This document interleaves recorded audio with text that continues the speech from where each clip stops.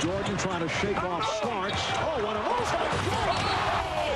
LeBron James with no regard for human life. Final seconds. Bryant for the win. Iverson against Gill. The crowd on its feet. Allen for the win. To the Sneaker History Podcast. What up, what up? Welcome to the Sneaker History Podcast. My name's Nick Engvall. I'm with my guy, Mike Guillory. We're going to talk about some Nike news. This won't be like an official coffee time kicks, but if you haven't checked out Mike's new series on his YouTube channel and on all the other platforms, this is kind of like a news story-ish. But what's good, Mike? How you been? Oh, man, I'm good. You know, just trying to be like everybody else, getting these exclusive access that clearly before we started, everybody, Nick is the third person I talked to today in my circle of friends who got the access to these White Cement threes while I sit here threeless. Hey, man, I absolutely did not expect it. I haven't hit on anything in so long. I was like, I just tried, like I tried on the early access that they did, or the shock drop that they did, whenever a week ago, and missed on that. And yeah, I mean, I don't know, just lucked out, and it's so weird because like I don't, I'm not really buying as many things from Nike anyway, but like that's a shoe that's top 3 shoe for me, so it's not like I'm not gonna try. Yep. And yeah, man, I'm pretty stoked, I'm excited to see him and, get him in hand. But of course, like when you hit on something, it always takes so long. And then you're like, I feel guilt because I posted to social media or posted in the Discord.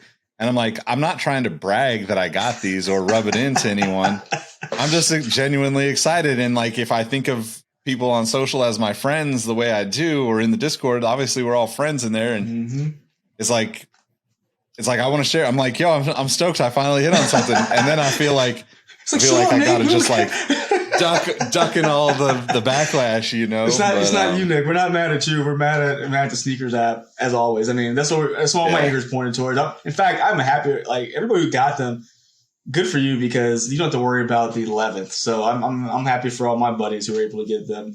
But I did. I said, you know what?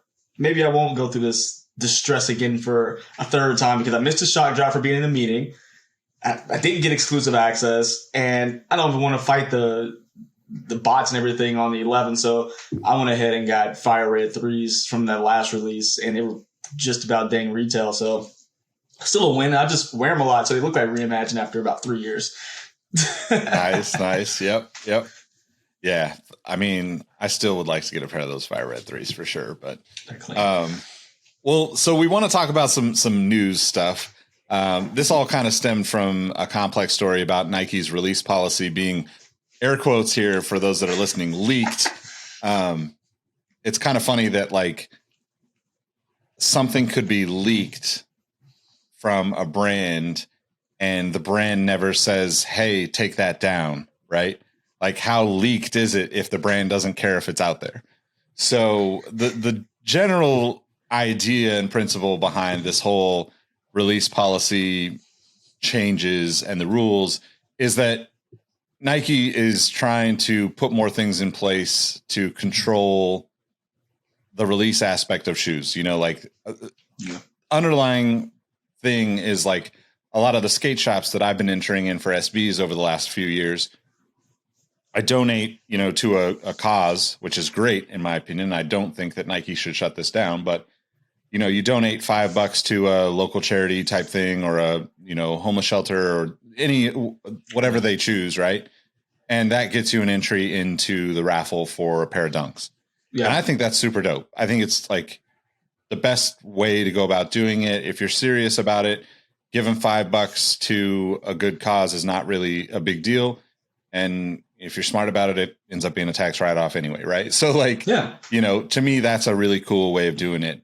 But I do understand, there's a lot of challenges with releases. So I don't know how much you read into this, but curious to know what you think about this kind of the changes that they're supposedly going through, and it's quote, hot releases, or right, or I think it's hot releases or whatever, high heat versus general release. So that aren't even in stores anymore, which is hilarious. The only stores that get those shoes are like, the few of the like high level boutiques who probably aren't doing this anyway.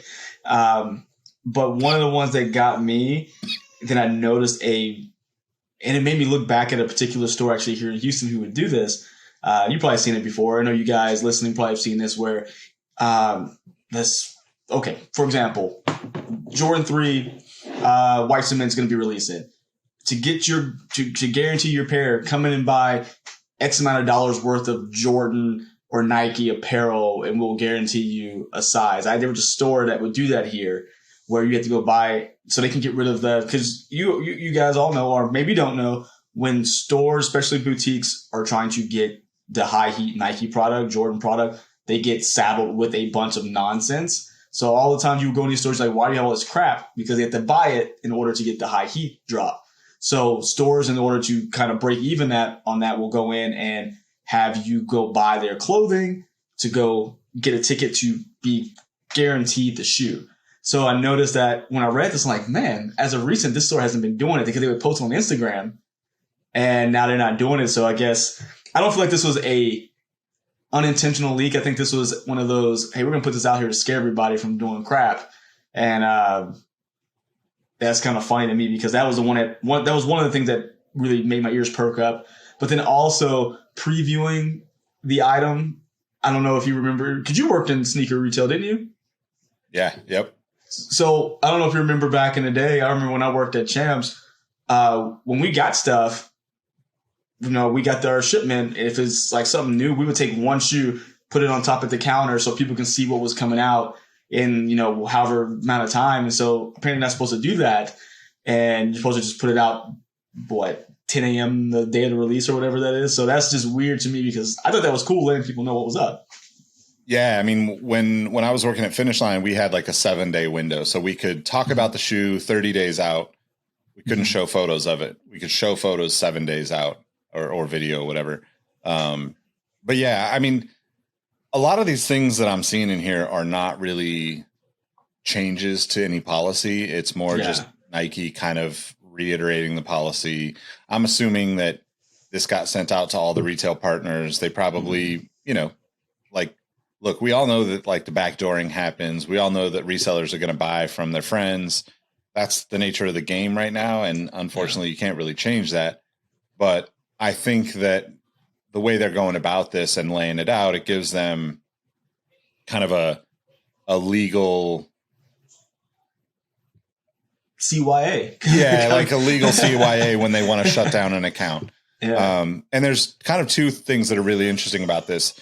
In Europe, these laws about reselling are much different. Like all of this stuff for Europe will be very like hardline. You probably won't see too many people breaking any of these rules now that they're written in person, written down for everybody. But in the US, like there's all sorts of ways around this stuff. So it's really kind of an interesting, it'll be an interesting thing to keep an eye on. I think like there's a handful of things, that are in this. So like in general, and I'm just going to kind of go through the bullet points on the Complex article, but if you want to check it out, we'll link to it in the description of this video or podcast, whatever you're watching or listening. But basically the distinction between high heat and general release product is obviously a big deal. High heat releases should not be first come, first serve. Drawings for high heat products are basically the suggested way that, launching products are. Nike's suggested way for launching high heat products is through drawings. Stores can't charge for entries. Sneakers can't be used as prizes. Stores aren't allowed to sell to resellers. Protecting against bots, you have to put some sort of deterrence or, put effort into a reasonable amount of effort into protecting against bots. Collaborating with Nike, it's like the policy has a brief section explaining that in some instances, stores may be able to partner with Nike to release product. That's really high level. You're going to do that regularly if you're a big box retailer like Finish Line or Foot Locker. But with boutiques, to Mike's point earlier, that's only going to happen with really like the top tier, partners. obviously reducing the risk of fraud. That's, kind of general, like the people are doing that already. It's a general right? rule. Don't afflict anybody. It's nothing new. Stores have to limit how much a customer can buy. That's nothing new. When stores can sell products, you can only sell it at the same time they release it on sneakers, basically 7 a.m. Pacific, no earlier. That's same old. Releases must be stored securely. That's the same policy as before. I mean, I think, like, to your point, like the launch embargo type things, like where you can't show the shoe early, that's a little bit different. But now they're saying promote or market the sale of launch product more than 14 days before the release date. So those could change pretty regularly. They did before, and a lot of that stuff does now with releases. And they basically say that if you don't follow the rules, the brand says that the failure to comply could result in Nike canceling or adjusting your orders, managing your allocations, and just straight up shutting down your account. So I thought that was really, really interesting, but it's also really odd because a lot of the stores doing this don't have the same budget as Nike, right? Mm-hmm. Like, exactly. Yeah. So like I think of Kith, right? Kith and Ronnie and Andy, who's headed up like basically the web experience over there for years, Andy Oliver. They've spent decades trying to make all that stuff work better, working with Shopify for, like they were like kind of, I would say like cutting edge in the beginning, like trying to figure out how to keep bots off of it, how to make the releases fair, all that kind of stuff. But like they're a completely different, entity than some of these other partners and retailers that Nike has. So I'm not really sure how any of this is going to be feasible for most of the people selling these shoes. Yeah. I mean, and just some of the, I guess I still feel like the one that just doesn't make sense to me is like the launch embargo, because Nike's showing the shoe off 30, 60, 90 days before they even release on like those sneakers apps deals, like the little shows or whatever. They're showing stuff coming out freaking in summertime already. So what's the difference? Are you just trying to make sure that no one shows it but you? But you're sending the product to them anyway. It's just very weird, because that I think helps them as a big company to say, hey, if I let, this store show it, whatever, show pictures of it, show like hang the shoe out on a glass case or whatever, that's going to drive traffic for them to go ahead and buy the shoe, which means more money in our pocket. So I don't know. I feel like that one of all is probably the silliest rule.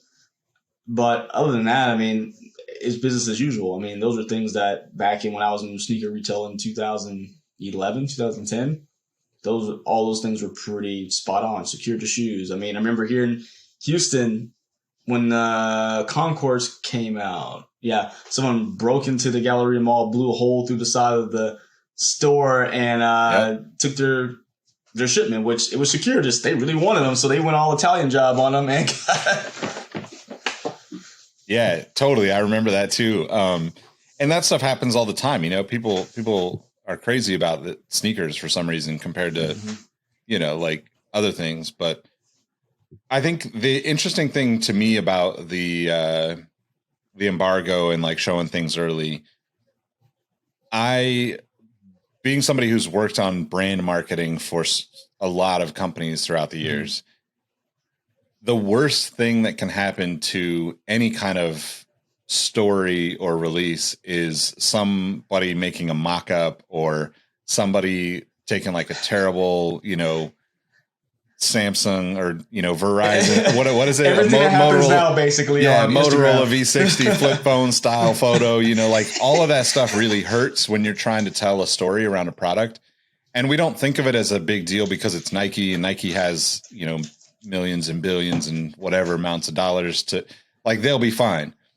But the practice of like leaking things to me has always been like I have mixed feelings around it, because if I was trying to market a particular product for a brand or retailer or something, and somebody posted like a terrible photo of it, or like nowadays camera phones are a little bit better, so it's not as bad.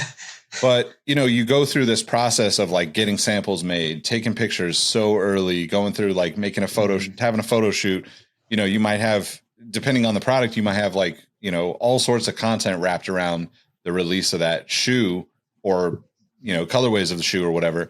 So it's really disheartening when you see that stuff. Even for me, like, I mean, I understand it. Like, I'm excited about stuff that comes out a year from now because some account, mocked it up and leaked the info. And like, I can't be, I know that it's hypocritical saying that I'm not, that I'm frustrated by it because it's a mixed emotion thing for me. Yeah. But I do think that like Nike has always tried to kind of control that flow.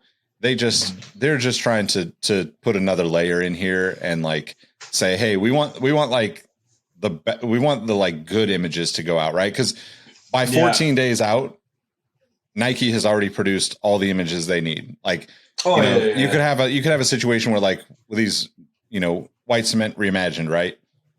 Maybe they got early samples. They created the photos are shot. It's put up onto the sneakers app. It's on the website, all that stuff.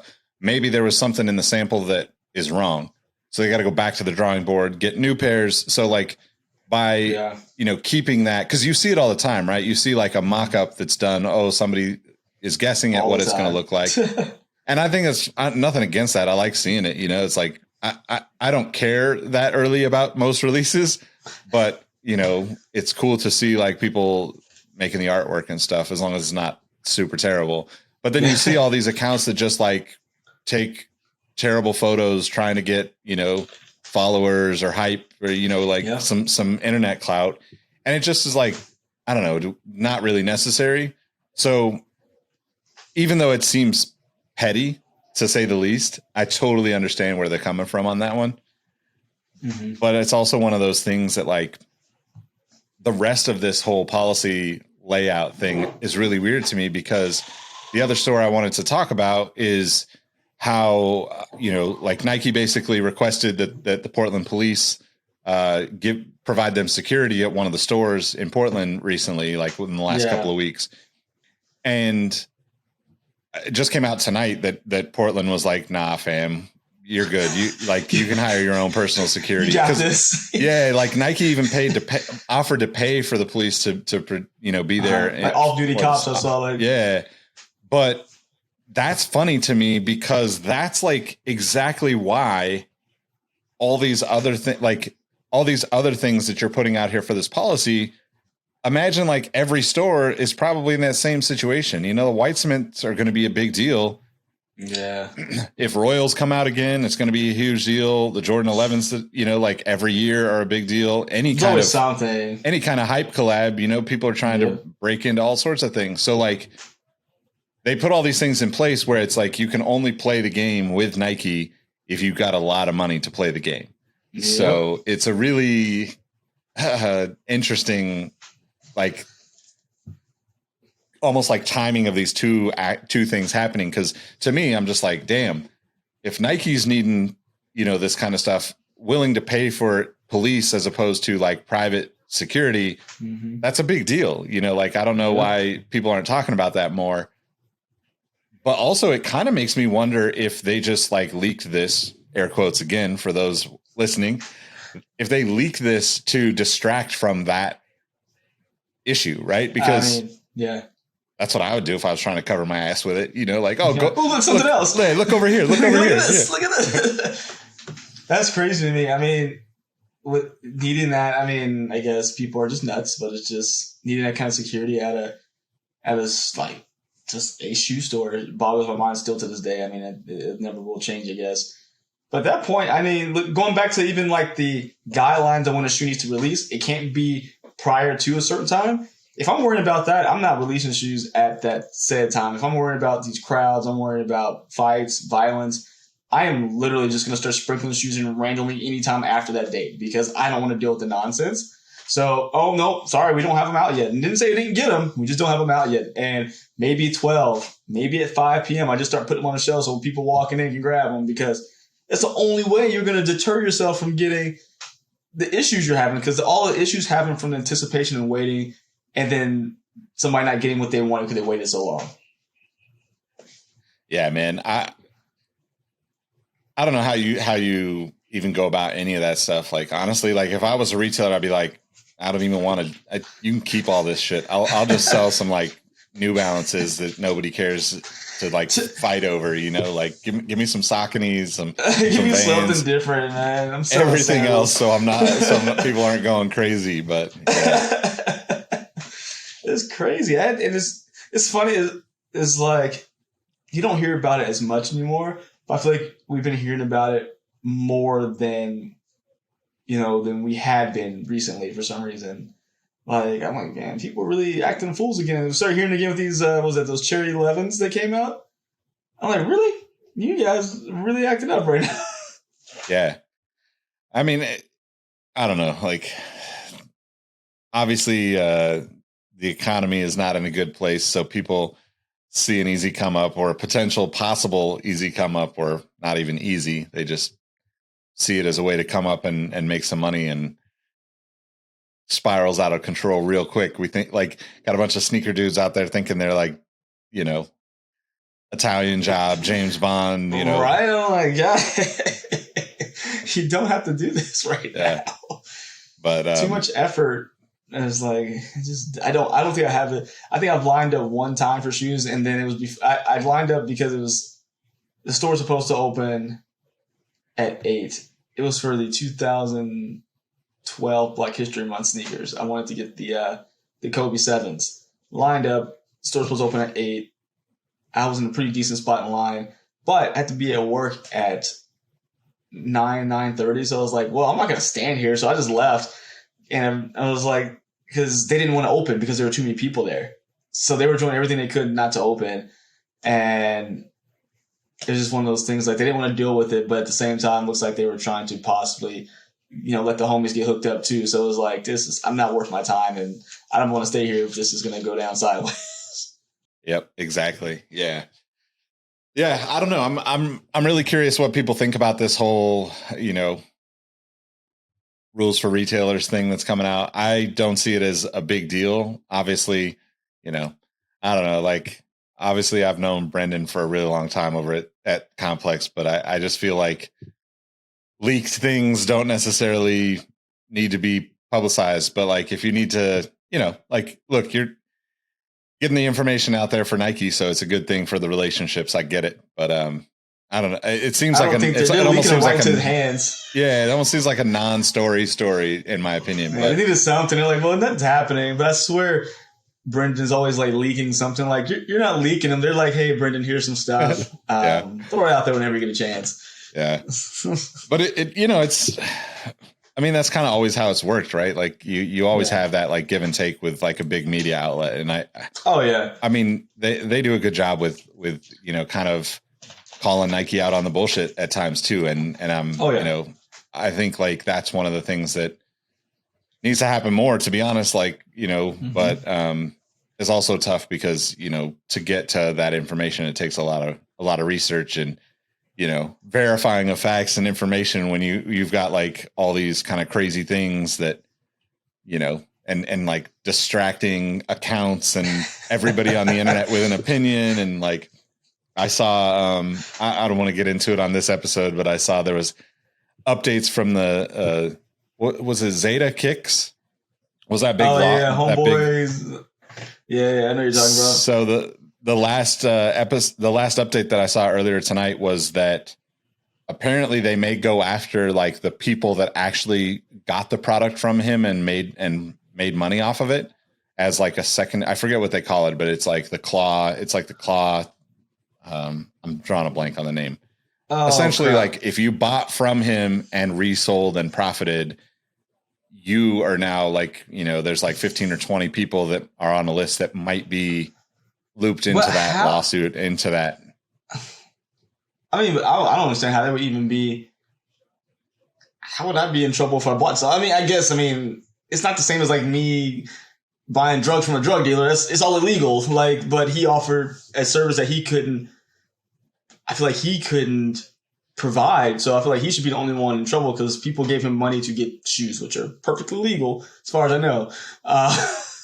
So it's kind of weird that those people would be in trouble too, unless they had some part of like some ownership or stake in the business.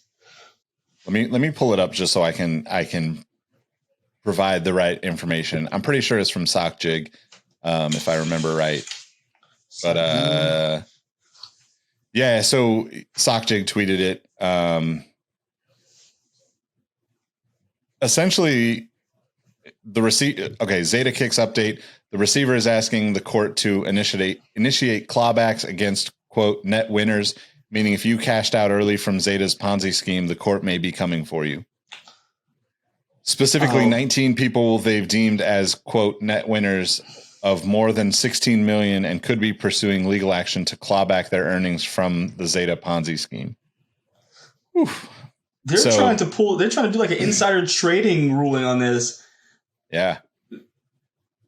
It's crazy, but I mean, wow. I mean, I don't know what to say. I'm just like, get these people their money back. I think this is the whole thing. Shut it down. Get the people their money back. Call it a day. I feel like we're putting a lot of manpower in this, which is a lot of other more important things. But liquidate them, sell all the crap, get the money, make them do a payout.